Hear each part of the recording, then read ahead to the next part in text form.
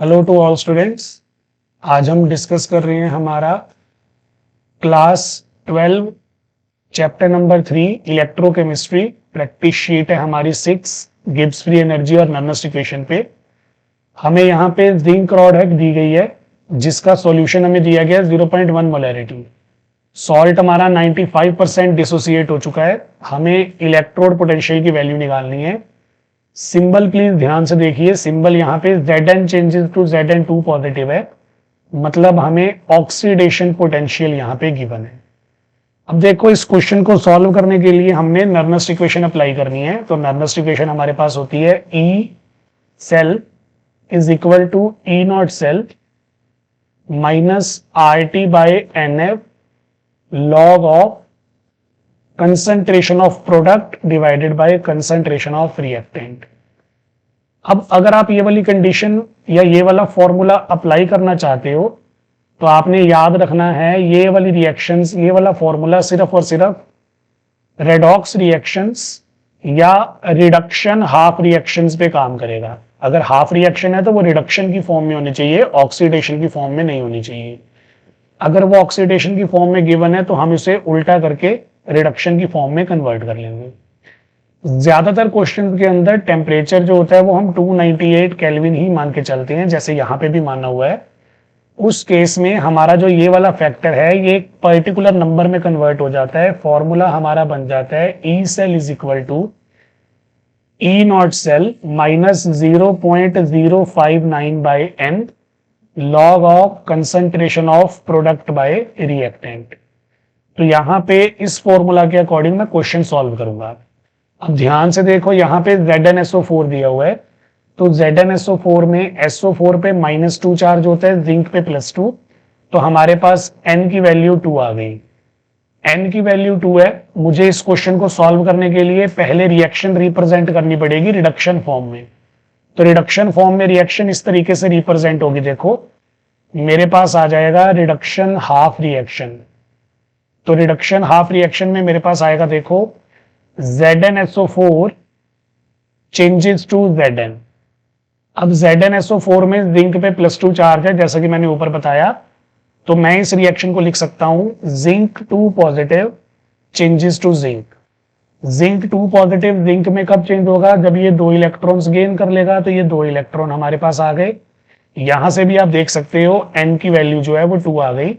ये हमारे पास हमारी रिडक्शन हाफ रिएक्शन है। क्वेश्चन में आप चेक करोगे इसकी कंसंट्रेशन हमें 0.1 मोलैरिटी बताई है और साथ में ये बताया है कि ये 95% ही डिसोसिएट है। ये हमारे पास हमारा प्योर सॉलिड है जिंक, तो इसकी कंसंट्रेशन तो हम 1 ही मान के चलेंगे।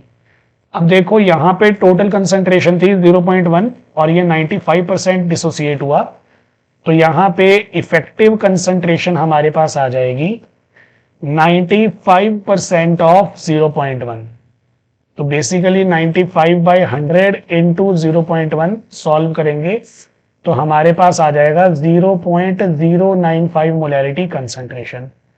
रिएक्शन हमें मिल गई है, तो मैं नर्नस्ट इक्वेशन अप्लाई कर रहा हूं। देखो E cell is equal to E not cell minus 0.059 by N log of concentration of product by reactant. अब एक बार ध्यान से देखो, हमें यहां पे पीछे E नॉट जिंक की वैल्यू दी हुई थी, लेकिन जो वो जिंक की वैल्यू दी हुई है हमें वो ऑक्सीडेशन फॉर्म में है। यहां पे मैंने बताया था रिडक्शन हाफ रिएक्शन है, तो रिडक्शन के लिए हम साइन चेंज कर देंगे। ये बन जाएगा Zn2 पॉजिटिव से Zn और ये पॉजिटिव वैल्यू भी हमारी नेगेटिव में कन्वर्ट हो जाएगी। तो देखो मुझे यहाँ पे कैलकुलेट करना है E not cell, sorry E cell. तो E सेल की वैल्यू आ जाएगी E नॉट सेल यानी कि -0.76 वोल्ट माइनस 0.059, N की वैल्यू यहाँ पे 2 है, लॉग ऑफ प्रोडक्ट में आ रहा है प्योर जिंक और रिएक्टेंट में आ रहे हैं हमारे पास जिंक आयन। वैल्यू पुट कर रहा हूं, देखो मेरे पास आ जाएगा E cell is equal to -0.76 volt minus 0.059 by 2 log of zinc की कंसंट्रेशन मैंने बताया 1 है, नीचे हमारे पास आ रही है 0.095। तो इसे हम सॉल्व कर लेंगे। देखो हमारे पास आएगा E cell is equal to minus 0.76 volt minus divide करने पे आ जाएगा 0.0295 लॉग ऑफ 1/0.095। अब ये लॉग को मैं सॉल्व कर रहा हूं। देखो ये डेसिमल हटाऊंगा तो यहाँ पे ये 1000 आ जाएगा, 3 zeros आ जाएंगी। और यहाँ पे लॉग में 2 नंबर डिवाइड में है, हमें पता है लॉग में 2 नंबर डिवाइड में हो तो वो माइनस हो जाते हैं।